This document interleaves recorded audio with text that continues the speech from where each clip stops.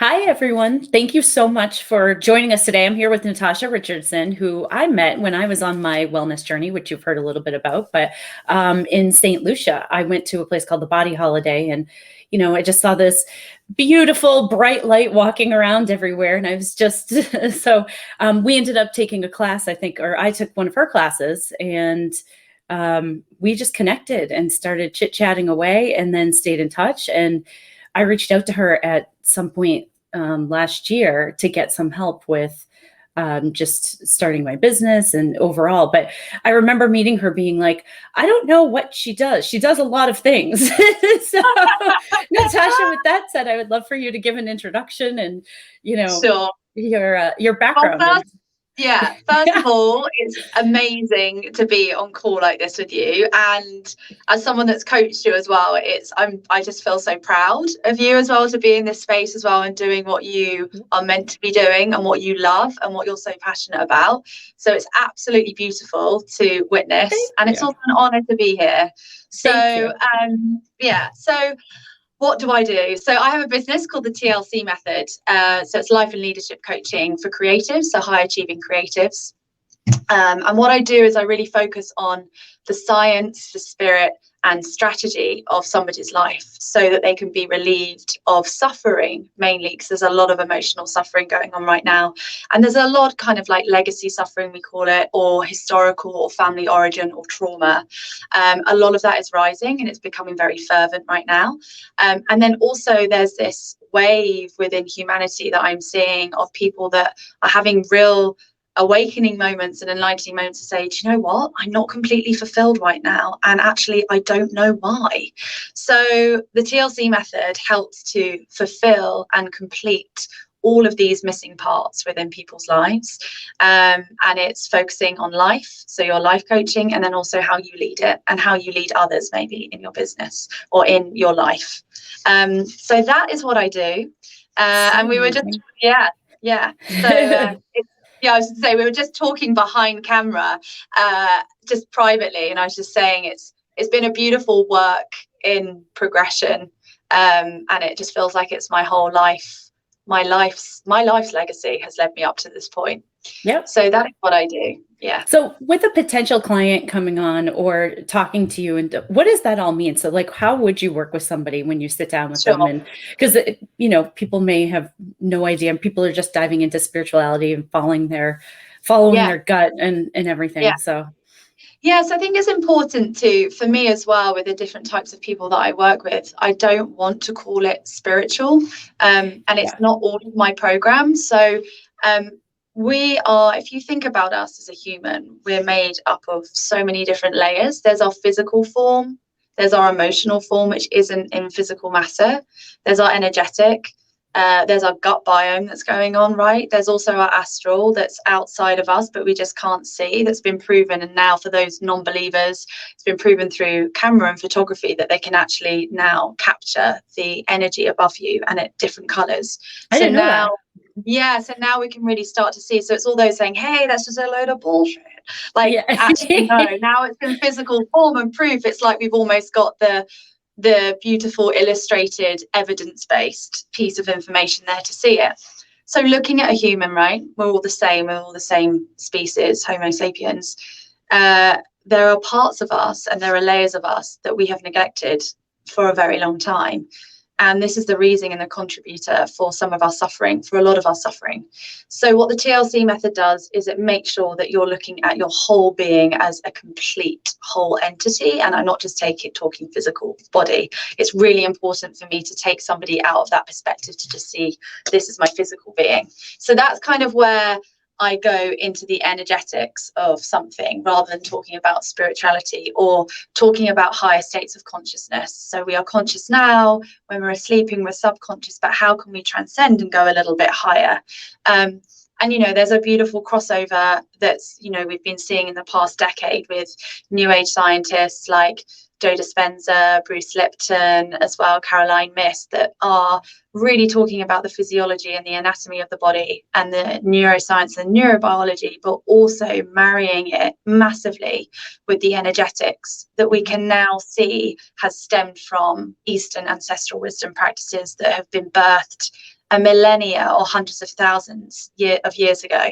So now we're coming to this point in our life and society where we're saying, oh, actually, it's not woo-wah, it's not wayward, because we now have two languages that are perfectly harmonizing and synergizing with one another. So we can actually contextually understand both sides of the coin.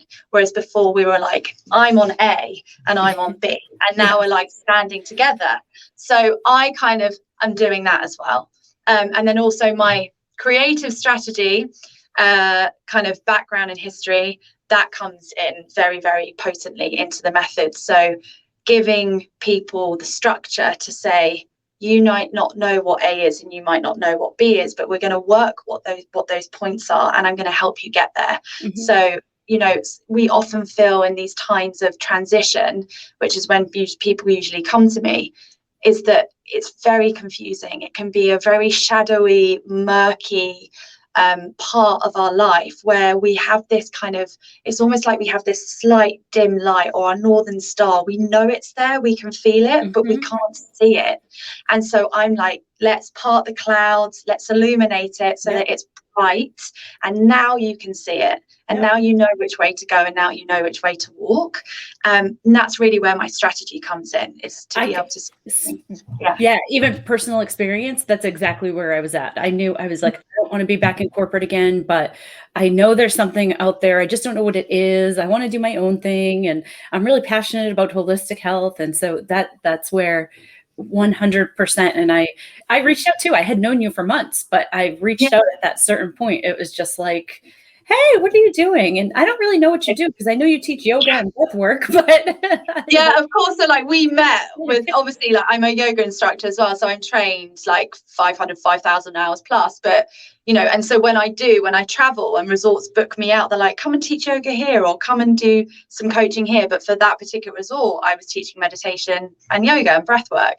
So we met on that basis. So of course you wouldn't know. But what's so lovely is that those leads in, like with you, people are so softened and they're so vulnerable on the mat, and they're so open and curious when they come to my yoga classes, because they're so ready for it. Whereas maybe a conversation about life coaching is a little bit more daunting.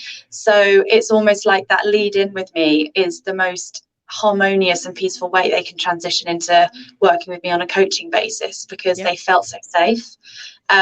So it works perfectly. And again, yoga and breath work, as you know, and ancestral wisdom practices and all of the Eastern philosophy, mind body modalities that I've trained in are a huge part of the method. So I really believe we are our own medicine cabinet. We are our own pharmacy. You know, we don't need to look outside of ourselves. We just need to know how to work within. That's it. And we haven't been taught that in the West. So we're really needing to learn from the East and then make it our own, I think. And, you know, that's not to disregard, and I'm going off on a tangent here, but that's not to disregard the pharmaceutical company or companies, you know, and medicine.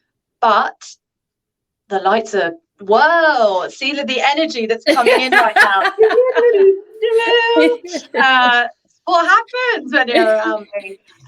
But yeah, so with that in mind, we need to work in harmony, right? Work in balance. But it's because that side of education and understanding about our own bodies has been completely pushed out of the way, for one reason or another. You know, financial, whatever it is, whatever your belief system is around why we've just been led to pop a pill is your own belief system. And we don't need to have arguments about that. We just need to say, okay, I want to be more open-minded about what is out there that can help me resolve any ailments or symptoms that I have that isn't chemical.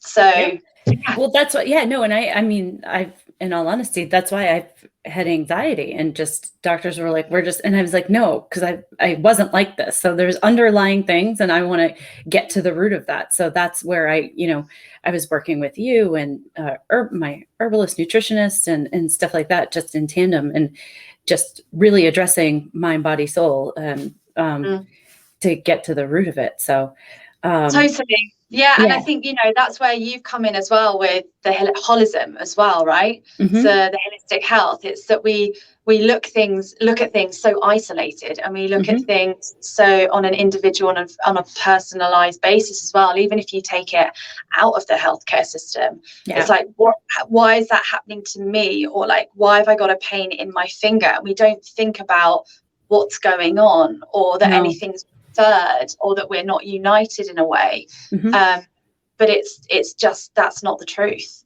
And I think the wise people, and the wisest people I know in business, in healthcare, in any form of industry or market, looks at the entire picture, looks at not just 360 but spherical, like looking at all different sides of the matrix ball and saying, okay, and now we're going to piece things together. It just makes more sense. Yes, 100%. Now, do you see, because like where I was at is a place that people are really scared. So I left corporate, I started my life over, sold a condo, but I don't have children. I don't have a family. So like, what's your advice to people who are in that phase being like, I want to change and I want to do something for myself, but I'm kind of stuck, or they feel stuck because, you have all these other obligations. I said, I was free to go and lucky enough to be able to figure this out and be like, I'm just not going back. But I'm like, I'm not the norm. When you only have yourself to think about, it's a lot easier to transition, right? So, I've worked with multiple people that say, I'm really feeling called to do something else or be somewhere else, but I've got a mortgage, I've got 3 children, I've got a job at the moment that I know provides, and I'm afraid. What I say to those people is that you're transforming, and yes, we're transitioning, but we're not doing a rehaul on your entire life. There's going to be one piece of your pie that's pulling you out of kilter. And you tell me, do you want to transition out of fatherhood or motherhood? Is it that you don't love your children? No, it's usually no. Like, I adore them. Okay, so we're not having to like push them away and send them to boarding school, or we're not going to disown them. That's not an option. But what is it that you're craving to transform? And usually, when people come to me like that, there's a lot of fear there. It's saying, I want this so desperately, but I don't want this. And I'm like, again, let's not look binary. Let's not look at, this is the way if I want this life, and this is the way if I want this life. It's that whole conversation around work-life balance. I have a bit of a resistance towards work-life balance, and also work-life, because it's like, even in that terminology, you're trying to be one person at work and you're trying to be one person at home. That's going to disassociate yourself. That's going to disassociate your being. You're going to be one person somewhere and one person somewhere else. So now you're 2 people. That, to me, isn't a wholesome way of expressing yourself fully in your most authentic form. It's draining and breaks you eventually. Draining, right? So let's put on this hat, let's put on this hat. And it's literally what so many people do. So let's look at things and say, okay, you want this and you want this. Well, let's bring this together. And usually these people don't know what they want. They just know that they're missing something. So it's my job to do, it's like I'm a life detective. Like, I need to a life detective / strategist. And I'm like, right, I'm going to take my little thing. I'm going to work into what it is that you're really, truly craving and what you're seeking. And, this actually realms back to what you asked me is, how do you work with somebody? The first thing that I do is I set up something called a chemistry call. And in this chemistry call, I'll ask you 3 questions. I'll ask you what you're afraid of. I'll ask you what you're seeking. And I'll ask you what you're suffering with, right? So if we look at what you're suffering with and what we're seeking, so the sufferers and the seekers, I know, and we can understand, and hopefully from listening to this, you're going to understand that what we seek is where the void is. So if I know that you're seeking something, I know that there's a void there because it's not feeling whole. If you know that there's only a void there, I also know what the polarized option is going to be of what you're seeking. So I can map out something that you can't see, but I can. And then the fear part is usually related to conditioning, like old school conditioning from when you've been brought up.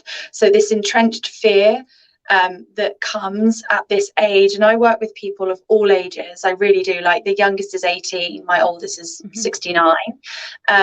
But there's this fear that can boil up, or we can allow ourselves to communicate and verbalize, because it's quite scary telling people what we're scared of. Well, and even realizing for yourself, like, that's totally. sometimes I don't even think you realize. You're like, oh, I'm not scared of that. It's fine. But yeah, when you actually go to do it.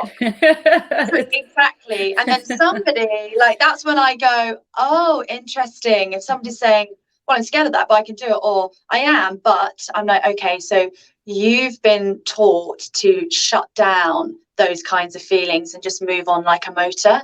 That's how you were brought up, probably, as a kid. So all of this I can see and I can witness, and this is me as a coach. So I'm like, okay, making notes. We go through those chemistry call, and then there I've got the basis, right, from what you're suffering, what you're seeking, and what you're afraid of. I can then pull out from that complimentary 30 minutes, which I offer to anyone that wants to work with me, this 30-minute just honest, wholesome chat, to say, these are what I see as your 3 pillars of your program. And then these are the programs that I offer. And this is what we're going to work through. And through every single one, we're going to work through something called a life hacking session, which is where you embody what we're learning. And then there's going to be a talking based session. So 2 hours of me a week. And then the 3rd hour of me a week is going to be your soul work, your homework, basically. This is the stuff that you need to do, so that when we step into the next week, you're fully prepped, you're fully armed, and you're also coming with questions. So we meet on the same intellectual level, and then we can go through the same emotional level. And again, that's just working through the system. So there's, what you see on paper, what you see on my website, the thinking behind it. I took 2 years, right, to really work out what these programs were and how to create them, and the models, so that I know that I am even though you don't know, I know I'm working on every single layer of your being, so that when you leave me, you are genuinely feeling more whole about what you're doing and who you are and how you're expressing yourself. And that, for me, is what I feel everyone has the birth-given right to feel, but doesn't.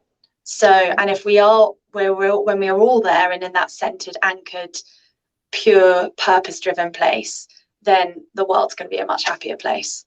Yep. And it is very difficult. Like, that's why even I came to you knowing, I was like, I want to do something else. I'm not going back to corporate, but that has been almost a year of still. I know. It takes a little bit, and that fear is a real thing. So it's how you're conditioned, how society is defines success, everything. So you're fighting against all of that. And and I also think, like, with you, what you said is that it's nice to have somebody that's accountable, that also knows, that can show you the light, that can say, have you thought about these options, X, Y, and Z, and lots of people will advise on different things, but for me, like I told you, we used a framework called Ikigai, which is the Zen. So the Zen Buddhist and the Eastern philosophy that comes from Japan. It's their framework, their model of how to curate your life so that you're feeling like you are living out the essence of your being, basically, each and every day. And I realized I was doing that intuitively as a teenager. So which is incredible. But we equally all have, I believe we all have this in us. If we really sat down and we really understood about how life is supposed to be lived. So let's think about, what affects us in our day-to-day life, right now. So it's the environment in which we're in. It's our internal world. It's what we feed us. It's all different forms of nutrition points. And that's how we live in this world, so we experience life as a human through our senses. So whether we're in a cosmopolitan city or whether we're in a forest, we're going to feel very differently in these 2 places, but we haven't necessarily changed as people, yet we feel differently within these 2 environments. So that's going to be one. So that then relates to epigenetics, how the environment feeds you and how it expresses through you.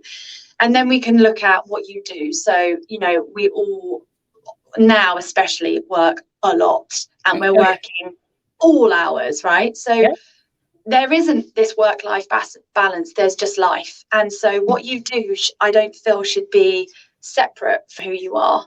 And the way that we work, and because we're going to be involved in it very, very, very intensely now, Mm-hmm. it should feel like it's an extension of yourself. Mm-hmm. So that it doesn't feel like work. That word Mm-hmm. work, what does that make you feel? It makes you feel heavy. Oh, It makes you anxiety. feel Like, anxiety, work, like, oh, I've got to go to work. Like, yeah. this is the part of the day that I hate doing, but I do it for half of the, like, 90% of my waking hours. Mm-hmm. Why are you doing that to yourself? Like, why don't we just, because the happier, this comes into vibration, but the happier we are about what we do means that, you know, on a quantum level, we're going to be receiving so much more of what's needed for us. And if you want to go into, you know, and our mission here, so it depends if you feel like everyone's here for an individualistic mission and a collective, but I definitely do. You know, Mm-hmm. your strengths, Kate, are very different to mine, and Mm-hmm. how you communicate and how you work is very different to me. That doesn't mean to say you're better than I am and I'm better than you are. We just work differently. We're going to be doing different things. But the happier you are in what you do, the more successful you're going to be. And Mm-hmm. everyone wants to be successful. So there's this fear of, but that offers me security. And this is kind of the unknown. But then again, define security. Like, Mm-hmm. we don't have safety, you know, and security. No. We find that within ourselves. So everything's volatile, everything's transient, everything's changeable. So you may as well flow with the times rather than be unhappy in a rigid form. And just taking the step to go down that route is the big deal. Like, that's why it shifts. So say you're like, for instance, I'm like, oh, I love travel and I'm passionate about this holistic stuff, but I was like, I don't want to do travel for work because that would ruin my passion. But the holistic, I was like, oh, I can do a consulting. And then it's shifted. It's just taken natural turns. I at one point was like, I'm going to be a holistic nutritionist and go to school. But then I was like, wait, but so now it's come down to, you know, it just shifts and there's a path. It does shift. And I think also you've got to rein back to, like, you know, we can be so many things and we should be so many things, but what are we insatiably good at that not many people are? That, you know, and that's where we need to ask our community and the people that love us and say, just for this affirmation, because I told you, do you remember I told you once, and it's something that I say, is that our greatest gifts and our biggest gifts are completely blind to us because they're so natural and they're so effortless that we're like, well, it comes to, but everyone's good at that. Like, no, they're not. No, they're not. Like, you are ridiculously great at this. And it could be anything. It could be encouraging people. It could be you're fantastic at reading fine detail. It could be that you're fantastic at so many different things, but it just doesn't resonate with you because you're so good at it. And this is where it's really important to have that mirror held in front of you to say, no, you're good at this. And then you use those skills married with your passion to then raise that up, to then birth what you want to birth into the world. And I was going to say, if anybody wants an exercise in doing that, that was so eye-opening for me. I texted maybe 3 or 4 good friends or family or whoever, but just like, I forget. It was like, who am I? Just how do you see me? Yeah.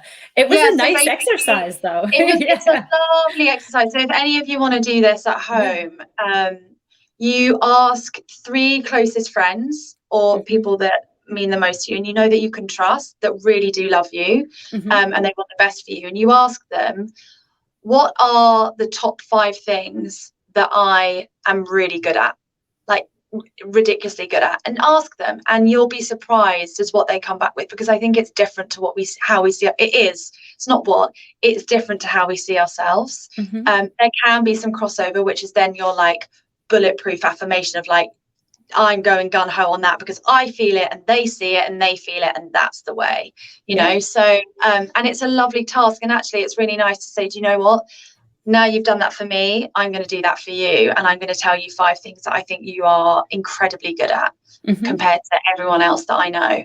And just to receive that positivity and to also receive something that you can work with is just so valuable. And it's something that can really be integrated and filter into lots of areas of your life. And so that we can stand as more empowered people to say, no, that is what I'm good at, and I know that, and now Yes. I can marry it with what I'm passionate with, so that I know that I'm going to get it to the stage that I want. And that, I'm talking about business there because of with you, but that could be with anything. That could be with relationships. That could be the personal relationship with yourself, interpersonal relationship with others, how we deal with the micro world and how we deal with the macro world. So it's a beautiful task. I always love bringing people into that part when they're working on their purpose. I'm like, oh, you don't know what you're about to receive. I love it. I know. And that's why it just, but yeah, like you say, it's ingrained, but that does lead me to the topic of self-love and setting boundaries, because I feel like that's another big piece of that is lacking from a lot of people. I feel like, we're ingrained to be like, this is what we're supposed to do. This is what I'm supposed to be for my family. This is what I'm supposed to be for myself. This is what everything has been almost, it's learned behavior. So trying to break that to, it's not just do what you want to do, but it's also having that love within yourself. And so, like, what is self-love? Like, that's, I've heard it through my journey, and it almost gets like beating a dead horse. I'm like, yep, okay. Self-love. I know I can't go through these love-hate relationships with that term, self-love. The self part is always, it can be, it's actually put as a predisposition, in literature, as like, you can be selfless or you can be selfish. And so the self part is the hardest part for, I find, any person to deal with, because we're having to really look in. And rather than looking out and get distracted with other people's issues and other people's problems and other people's concerns, we have to really focus on our own. And part of the self-love process is being very aware that we're not involving ourselves into other people, distraction of what we need to focus on within. And so for me, self-love is understanding what we need to thrive in this world and not being ashamed to give it to ourselves, and understanding when to say no and understanding when to say yes, and not feeling guilt and resentment and shame and remorse for doing so. Because which is very difficult, though. It's super difficult, because especially with kind-centered you, and we're all kind. I believe we are, our nature, our collective nature and our collective energy is love. It really is. Baba Ram Dass said it. It's not new to hear love is our religion. It's like, oh, that's so hippie. It's like, no, actually, that's what a happy person says. Like, it's not hippie, it's happy. And I like that. And it's true though. And if you think about the feelings or the emotion that you would want to stay in for the rest of your life, it would be that centered feeling of unconditional, expansive love. Who wouldn't want to be there all the time? So why, so if you know what is going to help you feel that way, why are you prioritizing somebody's needs over your own, when you know that? Well, when we need to think that once we are at that stage of feeling in our feeling body and sensationally, then we're going to be better equipped to hold somebody else in that space. But if we're purposely working on somebody else and neglecting our own needs, we're going to feel suppressed, we're going to feel drained. And whether we like it or not, we're actually doing that. It's, self-defecation, it's self-sacrifice. It's almost like martyrdom has come into the opposing force of self-love, to say, self-love, but actually I'm all for that person and I'm a fighter and I'm going to go and hold space for everyone else and do that because I know that that's right. And that's the most selfless and loving thing that you can do. And I'm good at it, and I can. And I'm good at it. But then I'll tell you, if you had a hologram or a mirror of yourself and you put yourself in that position, and you put yourself within the community that you're helping, and you saw yourself there, but you helped everyone but that person, you ignored them, you put them as like the black sheep, and you were like, but you, I'm not working on you, and you just saw them standing there where you're giving everyone else what they need and help them. I'll pick up the phone, I'll help you at the drop of a hat, but not you. I'm sorry, not you. Imagine how you'd feel if that person wasn't you. You'd be like, I am an asshole. Like, I was like, but that's exactly what you're doing to yourself. Like, that's what you're doing to yourself. So it's so to tasks that you can do where you can visually like see yourself as someone else, or this is where it's really important to have kind of like strategy around, say, okay, let's work on through this task. Because if we try and cerebrally intellectualize everything, we can understand and comprehend pretty much anything. We're like, oh yeah, I understand that. Yeah, but you're not doing it. So why aren't you doing it? You need to see it in a different way. You need to shift your perspective in order to really understand and comprehend what's going on. And it's very hard for us to see ourselves as someone that is worthy of love if it's contained within, if we don't see it, if we don't see ourselves outside of ourselves and we can witness our own sensations, which is, again, when you come into mind body practices, it's about pulling your witness perspective outside of yourself and to be able to witness you for who you are, and also witness what you need and be okay with that. So if you're lying in yoga and you feel like you need to cry, don't shut it down because you're worried about someone else. We teach, feel those emotions, let them purge up, let them come. It's your body crying out to be seen and to be heard. Allow it to pass through you. It's not going to last forever, and it's going to be beautiful, and you're going to feel so much lighter afterwards. Let it pass through you. The same way that wind and air passes through a trumpet and creates a beautiful noise. Are you going to stifle that, or are you going to let it play its tune? Yep. And that's our body. So with self-love, we need to be able to understand that what we feed ourselves is extremely important so that we can look after ourselves and others. But we have to give to us first.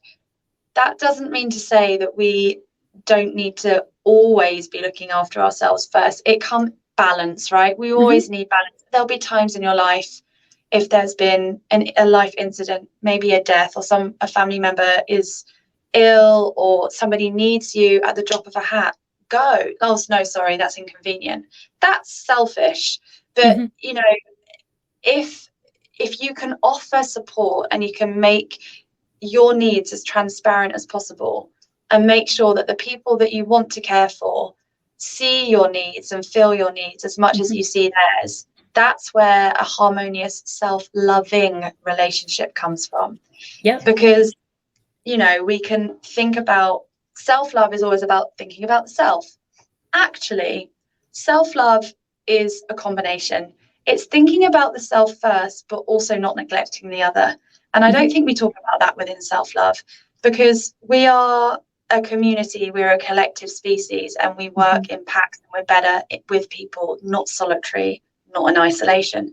But when we do understand our needs, it's important that we don't just keep our understanding of our needs within our own psyches and within our own bodies, that we tell those that care for us and want to care for us what they are, so that they too can offer us what we offer them.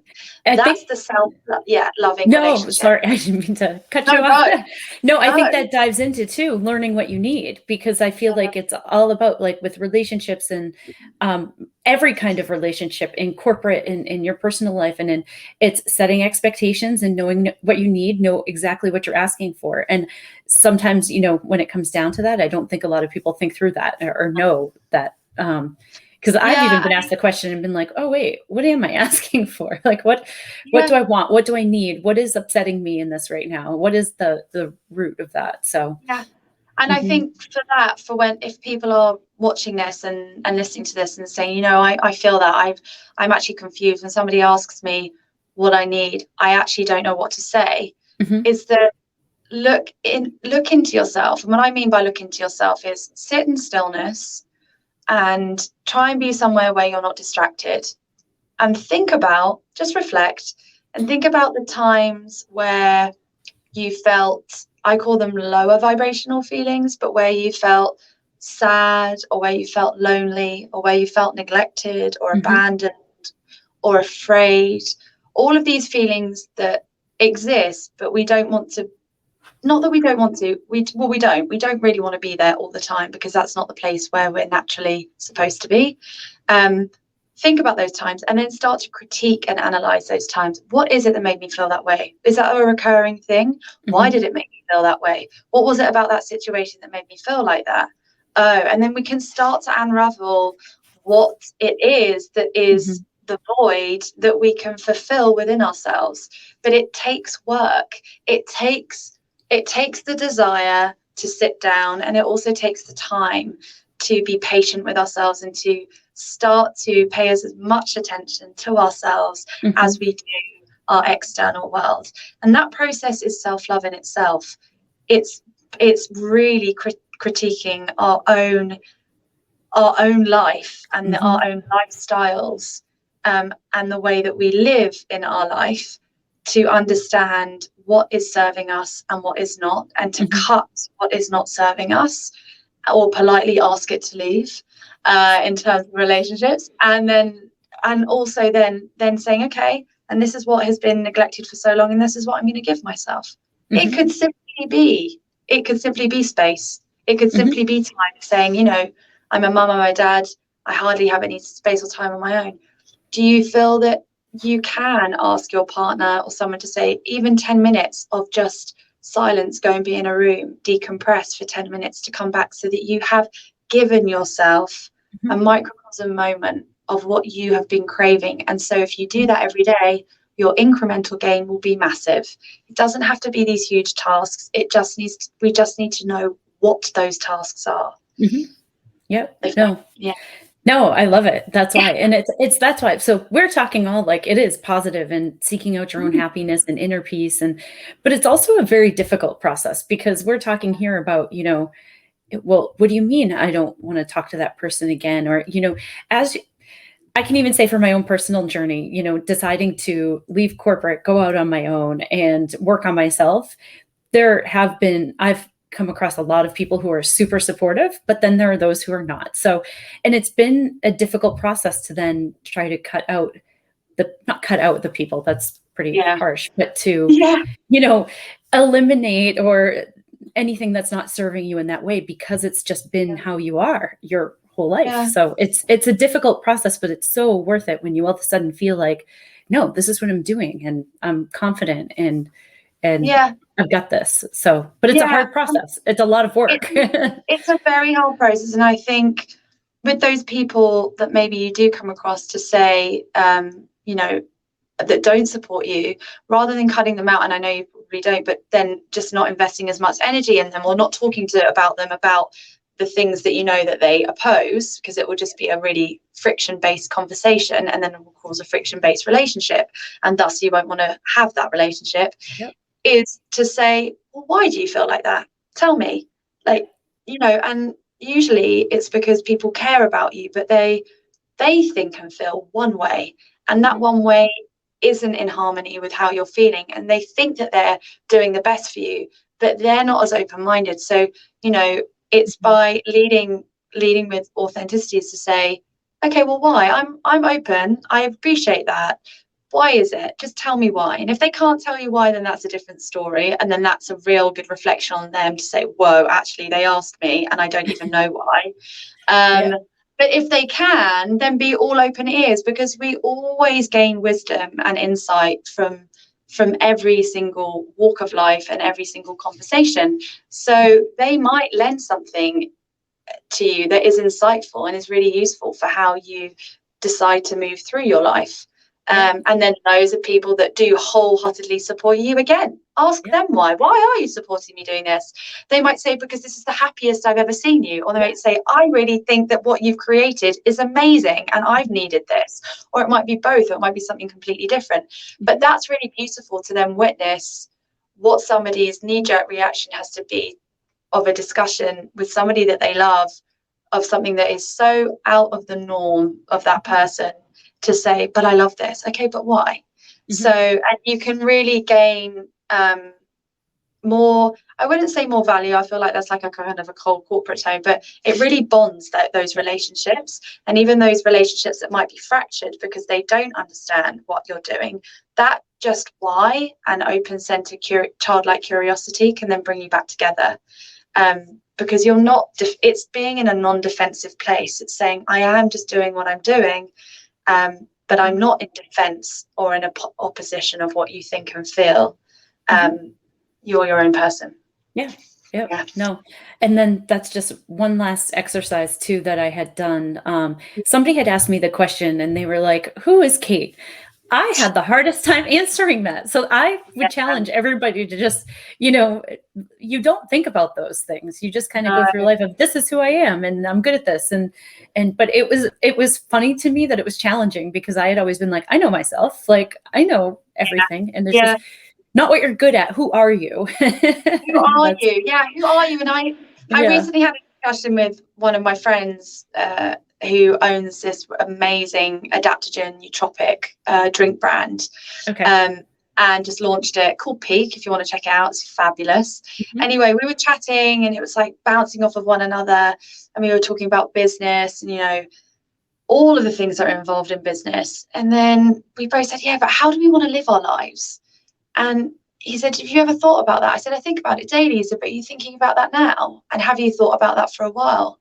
And I thought within myself, and I thought, do you know what? It's been some time, because I've been so in the makings of my business, and so I'm working with other clients and doing so much for others, because that is my business, and building the content and X, Y, and Z. I thought, do you know what? I forgot about how I see me living my life. And I started to, I went back to I have a visualization board, and I went back to seeing that, and how, and I always say, what is your dream day life? So close your eyes, and this is a really nice task to do. And if you can't think about this, start to think about it, because it's important. Oh, yeah, I already know. Like, how do you see from the moment that you wake up? Where are you waking up? How do the sheets feel? What does the space of your room look like? When you open the window and you look outside, where are you? Mm-hmm. What is it that you can smell? Then how do you start your day? Then what is it that you're doing throughout the day? And just see how this flows and this rolls. And you'll be like, oh, well, that's not what I'm doing right now. It doesn't have to be. That can be as your North Star.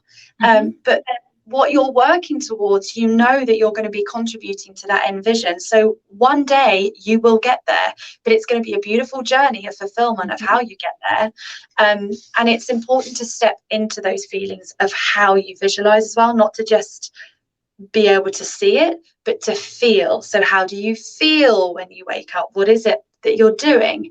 And it was really useful for me to think about that in the midst of the TLC method and what I do, to kind of regain some perspective of my life and not others, right? And this is what we all go through, because whether you are a product-based business, whether you're a service-based business, whether you have a business of your own, or whether you work for somebody else, or whether you don't work at all, we are usually in service of something or someone.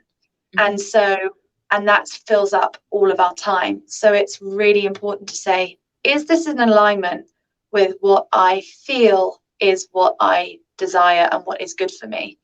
And it can really start to shift your dial, and not in a really obtuse ground way, but just slightly, so that you're veering back towards yourself rather than always concerned on others. And again, self-love. It's how do you see your life, even though you're building a service or a product that is used for others. No.